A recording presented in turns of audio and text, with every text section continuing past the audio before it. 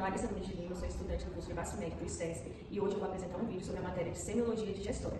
Eu vou apresentar todas as etapas do exame físico da Semiologia digestória e ao final eu também vou apresentar algumas manobras especiais descritas no livro de Semiologia Médica do corpo. Para modelo anatômico eu vou utilizar o de André. E André, você pode falar seu nome inteiro e a sua idade, por favor, se você autoriza o uso da sua imagem para o vídeo? Meu nome é André Luiz Almeida Botelho, eu tenho 23 anos e eu autorizo o uso da minha imagem. Pronto, agora com a autorização do nosso modelo anatômico, vamos dar início ao exame físico do digestor. Primeiramente, eu vou pedir para o paciente deitar em decúbito dorsal e eu vou expor o abdômen dele aqui, do apêndice tifoide, até a síntese pública. Antes de dar início à inspeção, é importante a gente dividir o abdômen em quadrantes esses que vão ser importantes para a gente se situar e se localizar a cada achado na inspeção.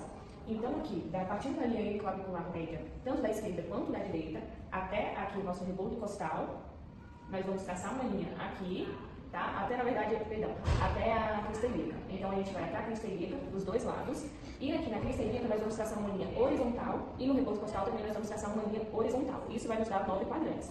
Aqui a gente vai ter, então, o hipocôndrio direito, vamos ter o epigastro aqui no meio, o hipocôndrio esquerdo. Aqui nós vamos ter a região dos flancos, flanco direito e flanco esquerdo. Aqui no meio nós vamos ter o mesogastro e aqui as fossas ilíacas direita e fossa ilíaca esquerda. E aqui no meio o hipogastro. Então, dando início à nossa inspeção, dividindo a inspeção estática e a inspeção dinâmica, primeiramente na inspeção estática nós vamos poder observar o tipo de abdômen. Temos diferentes tipos de abdômen. Temos o abdômen plano, o abdômen tábua. Temos também o abdômen globoso, que pode ser assítico ou gravídico, ou também por conta de tecido adiposo. Temos o abdômen em avental também, temos o abdômen do tipo batráqueo, diferentes tipos de abdômen. Aqui, então, nós vamos dar início procurando na inspeção estática. Vamos olhar massas, presença de cicatrizes, presença de nódulos visíveis, esfoliações. Na inspeção dinâmica, nós vamos observar o movimento respiratório do paciente. Alguns pacientes têm movimento respiratório abdominal, tudo bem, isso é normal, misto, e também podemos observar em pacientes com magreza extrema, por exemplo, podemos observar o peristaltismo. O peristaltismo, em pacientes que não têm magreza extrema, ele não é fisiológico você conseguir observar os movimentos de peristaltismo. Isso pode indicar uma fuga do sistema digestório, talvez ali por uma obstrução ali no estômago, no início ali do estômago. Passando agora da inspeção, nós vamos dar início à ausculta. Na semiologia digestória, nós colocamos a ausculta antes da palpação, porque na palpação nós podemos manusear muito aqui as vísceras e isso pode alterar o nosso exame na ausculta, tá bom? Então, na ausculta, nós vamos dar início na ausculta. Aqui na fossa ilíaca direita, na região do encontro iliocecal, tá bom? E nós vamos seguir o caminho do colo. Então, nós vamos auscultar aqui a região iliocecal, vamos subir aqui até a nossa flexura hepática, vamos seguir o caminho do colo transverso até a flexura esplênica e aí vamos descer pelo colo descendente até aqui o sigmoide. E depois nós vamos auscultar a região de epigastro, mesogastro e hipogastro. Na ausculta também nós podemos observar se a gente tem algum sopro, alguma artéria, como a artéria renal, podemos ter também aqui na inguinal, então na ausculta também conseguimos observar isso. Agora, dando início à percussão, nós vamos percutir todo o abdômen. Primeiramente, vamos seguir o mesmo caminho da ausculta. Então, vamos dar início aqui pela região da fossa ilíaca direita, ali no encontro iliocecal, e nós vamos percutir todo o caminho do colo. Então, a gente vai ver o colo ascendente, o colo transverso, aqui também na flexura esplênica, descer o colo descendente e o sigmoide, tá bom? Vamos percutir também os quadrantes do epigastro, mesogastro e hipogastro.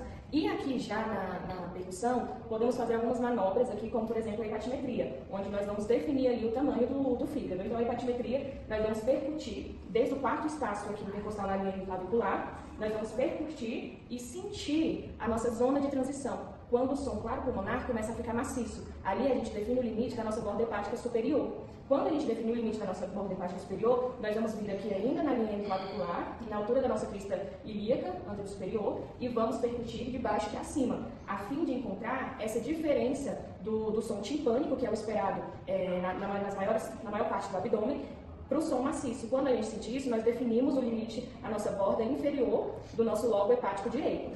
Para definir agora o nosso lobo hepático esquerdo, nós vamos vir aqui na linha do umbigo. Na linha umbilical, nós vamos percutir como limite aqui o nosso apêndice tifoide, tá bom? Então, quando a gente sentir que começar a ficar maciço, aquele é o limite no nosso lobo esquerdo.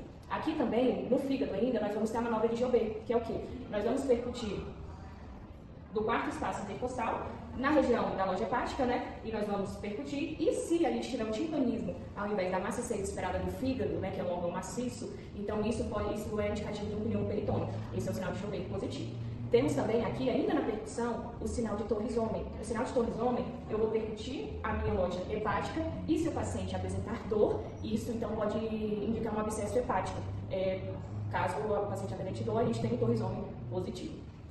Então, passando agora da percussão, dando início à palpação, nós vamos ter a palpação superficial e a palpação profunda.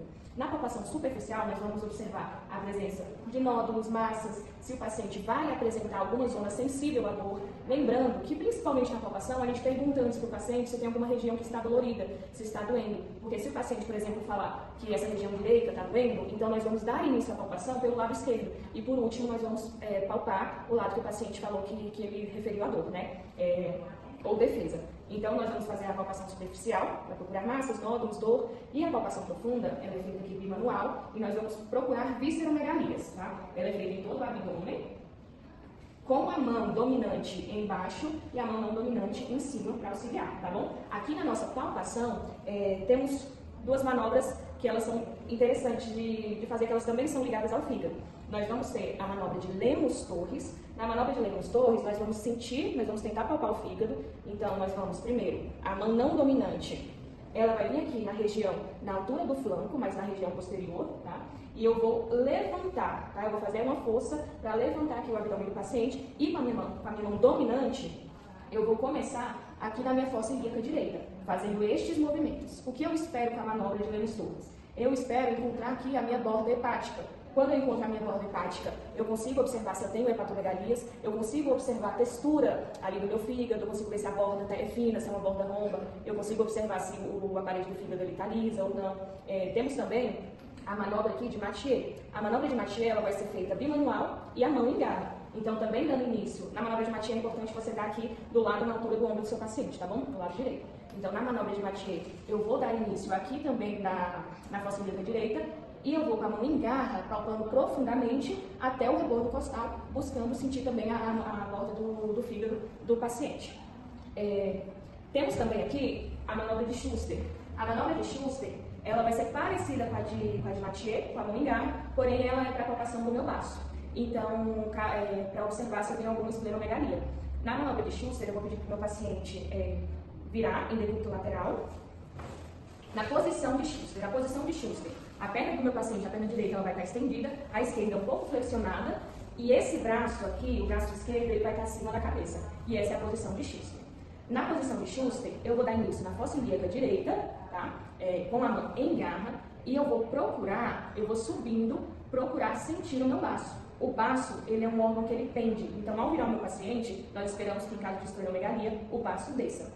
Agora, dependendo da região que nós vamos encontrar o nosso baço, nós vamos colocar na escala de Boyd.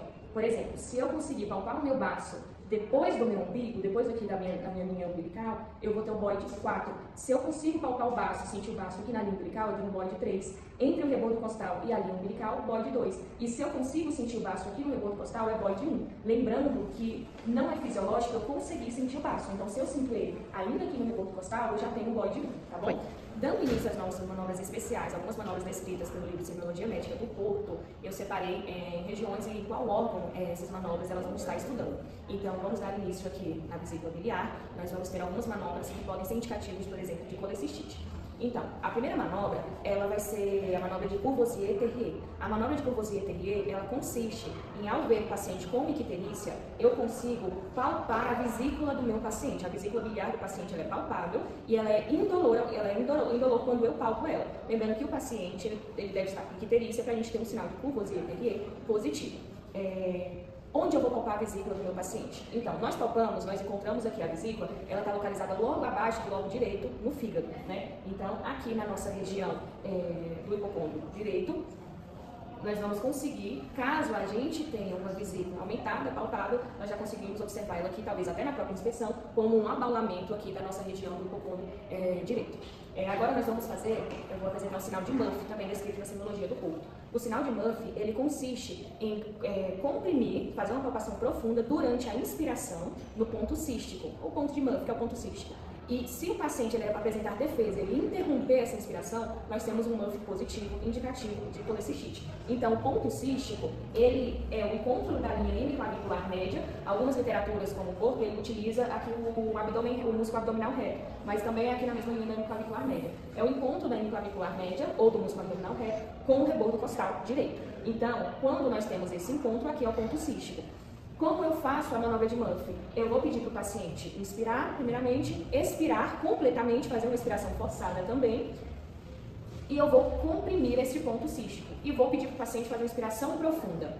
Durante a inspiração profunda, a vesícula ela tende a chegar aqui e encontrar a minha mão na contração. Se isso o paciente apresentar dor e interromper a inspiração, é um sinal de Murphy positivo. Então, agora, também descrito pela semiologia de Porto, eu vou falar sobre as manobras para identificação de ascite. Nós temos diferentes manobras para ascite, principalmente manobras percutórias. Então, vamos dar início aqui à manobra do semicírculo de Skoda. O que é o sinal do semicírculo de Skoda, na verdade? Vamos imaginar que um paciente ascítico, o que é ascite? É o líquido na região abdominal. O paciente ascítico, esse líquido, por conta da gravidade, ele tende a descer e ficar nas áreas mais declives. Então, o que acontece num paciente ascítico de médio volume, tá? Lembrando que o semicírculo de Skoda, ele vai conseguir ser observado a partir de ascite de médio volume. Então, o que acontece? Como o líquido ele desce para as regiões mais declives, ele tende a ficar nos flancos. Aqui ele tende a vir para os lados, ou seja, também evitando aqui a nossa loja hepática e a nossa loja esplênica, nós vamos conseguir imaginar que é como se fosse uma fatia de pizza, vindo aqui e criando uma concavidade para cima, um semicírculo, um meio círculo de concavidade para cima, aonde eu vou conseguir percutir, e aqui nessa região central eu vou ter uma percussão timpânica, enquanto que perto dessas bordas, desse semicírculo que nós criamos imaginário, e os flancos nós vamos ter uma percussão maciça, que é exatamente desse líquido que veio para a região mais declive. Outra manobra utilizada para ascite é o nosso sinal de Piparotti. O sinal de Piparotti, lembrando que o sinal de Piparotti é para um ascite já de médio a alto volume, principalmente alto volume. Eu vou pedir ajuda aqui do meu paciente, para ele colocar a mão aqui na minha linha medial, aqui no abdômen, e aí eu vou colocar a minha mão, uma mão espalmada, no outro flanco, por exemplo, aqui eu estou do lado direito, eu vou colocar a mão espalmada aqui no lado esquerdo, e eu vou dar um pequeno piparote. O líquido, ele tende a criar ondas. Então, se eu conseguir sentir a vibração dessas ondas aqui na minha outra mão, na mão espalmada, isso me dá um sinal indicativo de ascite, me dá um sinal de ascite, nós temos um piparote positivo. Temos também a manobra da maciçez móvel. O que consiste a maciçez móvel? Primeiramente, eu vou percutir aqui o paciente. Aqui, provavelmente, se ele tiver ascítico, essa região vai estar timpânica, essa região aqui maciça, como eu já expliquei anteriormente, da gravidade, o líquido indo para as regiões mais declives. E na região dos flancos, nós vamos encontrar uma maciçez, porque é exatamente esse líquido. Então, outra manobra usada também para identificar ascite é a manobra da maciçez móvel. Como eu falei, o líquido ele tende a ir para as regiões mais declives, por conta da gravidade. Então, o que seria o sinal da maciçez móvel? Na percussão, essa região, como eu disse, no semicírculo de Skoda, nós vamos ter essa região central timpânica. E na região dos flancos, por conta do líquido, nós vamos ter essa região maciça. Ao pedir para o paciente virar em decúbito lateral, aqui o paciente vai virar em decúbito lateral esquerdo, ao pedir para ele virar, esse líquido ele tende a ir também para as regiões mais declives. Agora que o paciente mudou de posição, então o líquido desceu. Então, onde antes estava maciço, agora ao percutir, eu vou sentir um timpanismo. Isso é a maciçez que se moveu por conta da gravidade. Nós temos uma maciçez móvel positiva. Pode tornar. E o último sinal agora indicativo de ascite é o sinal do sacadê ou rechaço. O sinal do sacadê ou rechaço, ele consiste em regiões onde eu tenho órgãos maciços. Esses órgãos, eles tendem a estar flutuando na minha cavidade abdominal. Então, por exemplo, aqui na minha loja hepática, por aqui na região do nosso hipocôndrio direito, nós vamos fazer pequenos rechaços, tá? Aqui, ó. Perdão, nós vamos fazer pequenos empurrõezinhos, sem tirar a mão. Esse órgão maciço, ele tende a descer por conta do impulso e ele tende a fazer o rechaço, que é voltar, e eu consigo sentir esse órgão voltando. Ao sentir esse órgão voltando, eu tenho o sinal de sacadê, ou sinal de rechaço, positivo para ascite. As manobras do apêndice, também descritas pelo livro da semiologia do Porto, nós vamos ter manobras que vão nos indicar uma possível irritação peritoneal, uma possível mais localizada irritação da apendicite. Então vamos dar início com o sinal clássico, que é o sinal de Bloomberg. O que seria o sinal de Bloomberg? O sinal de Bloomberg, ele é a descompressão brusca do nosso ponto de McBurn. Para encontrar o ponto de McBurn, nós vamos traçar uma linha da nossa espinha anterior superior, da nossa espinha ilíaca anterior superior direita, ao nosso umbigo, E nessa linha, nós vamos dividir em 3 partes iguais. E no encontro agora da nossa parte distal ao umbigo, aqui, da média, esse é o nosso ponto de McBurney. Esse encontro é o nosso ponto de McBurney. O sinal de Bloomberg, ele é a compressão e ele é a descompressão brusca do ponto de McBurney. Quando eu faço essa descompressão brusca, o paciente ele pode tanto apresentar uma defesa muscular, uma defesa respiratória ao interromper a respiração, ou ele também pode tentar fazer uma defesa ao tirar o meu movimento ou reclamar de dor, né? Então esse é o nosso Bloomberg positivo. Lembrando que o Bloomberg ele pode ser feito em qualquer, essa descompressão brusca, em qualquer parte aqui da nossa região abdominal, que vai nos indicar uma peritonite. Agora nós vamos passar para o sinal do Psoas. O sinal do Psoas, eu vou pedir para o meu paciente deitar em decúbito lateral. Eu vou apoiar aqui, apenas para apoio, tá? Não há compressão de ponto nenhum. E eu vou estender a perna do meu paciente aqui para trás. Isso vai estender o meu Psoas. E caso o paciente ele reclame de dor e mostre alguma defesa, eu tenho Psoas positivo. A manobra do Psoas, ela vai ser feita quando o meu apêndice ele estiver na região retrocecal, tá bom? Então, onde talvez no meu Bloomberg eu não sentiria, o paciente não iria demonstrar dor porque o apêndice ele está em outra localização. Vamos falar agora do sinal de Heron. O sinal de Heron, ele é a compressão do meu ponto de McBurney, já explico anteriormente, e ao comprimir o ponto de McBurney, o meu paciente, ele refere dor na região do epigastro. Então, esse é o meu sinal de Heron. O que pode explicar o sinal de Heron?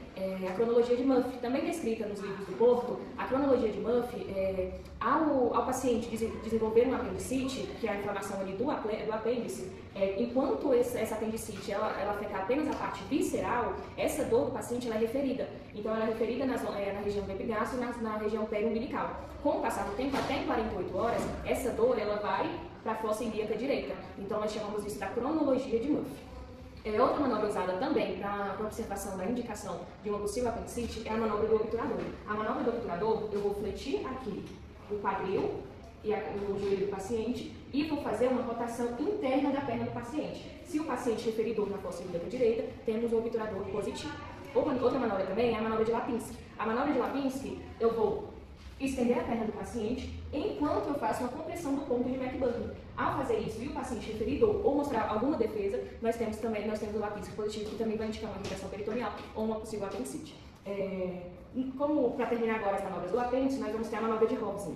A manobra de Hobson, ela é a compressão da fossa ilíaca esquerda e nessa compressão nós vamos fazer um movimento a fim de levar todo o conteúdo abdominal retrogradamente. Então, como se fosse o caminho inverso do colo. Então, nós vamos levar o conteúdo abdominal aqui pelo colo, descendente, transverso, ascendente. Ao fazer isso, às vezes em alguns pacientes, apenas a compressão da fossa ilíaca esquerda, os gases já são movidos aqui para o nosso colo ascendente e o paciente já vai referir dor aqui na fossa ilíaca direita, que aí nós vamos ter um Hobson positivo.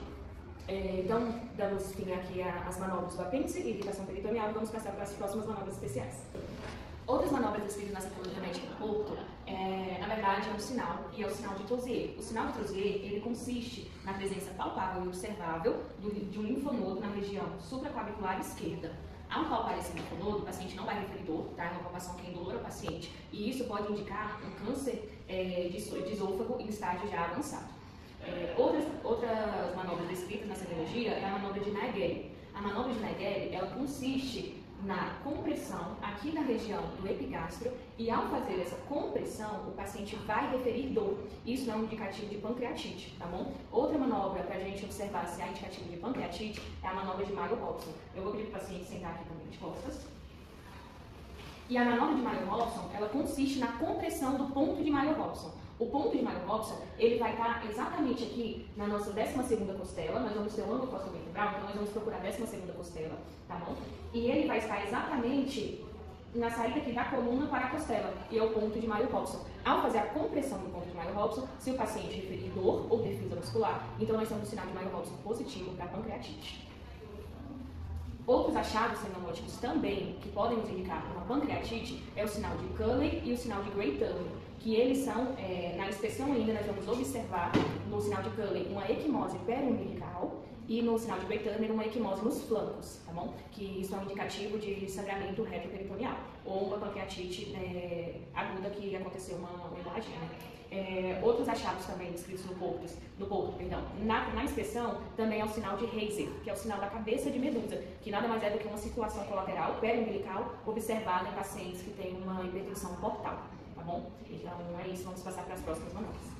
Então agora passando para as últimas manobras especiais descritas no porto, na simbologia médica do porto, nós vamos ter as manobras que vão nos indicar problemas, patologias relacionadas ao nosso órgão renal, né, aos rins. Então, aqui ainda com o paciente em decúbito dorsal, nós vamos dar início a algumas manobras renais. Nós vamos ter aqui a nossa manobra de Guyot, primeiramente. A manobra de Guyot, eu vou com a minha mão não dominante aqui na região dos flancos, tá, da minha loja renal, e vou levantar. Ao levantar, a minha mão dominante vai vir aqui na região anterior e vou pedir para o paciente fazer uma inspiração profunda e expirar. E aqui eu vou tentar palpar o rim do paciente. Se o paciente apresentar dor ou defesa, nós temos um indicativo de pielonefrite, que é uma manobra de Guyot. O globo vesical, ele também é descrito na semiologia do porto. E o que é o globo vesical? O globo vesical é quando a bexiga do paciente está muito cheia e ela pode ser visível e palpável. Essa bexiga ela vai ficar aqui entre o pubis e o umbigo, tá bom? Essa região. E talvez na própria inspeção nós vamos observar um abalamento ali dessa região, que é essa bexiga que ela forma um globo, por isso que nós chamamos de globo vesical. Temos também aqui, eu vou pedir para o meu paciente sentar e ficar de costas.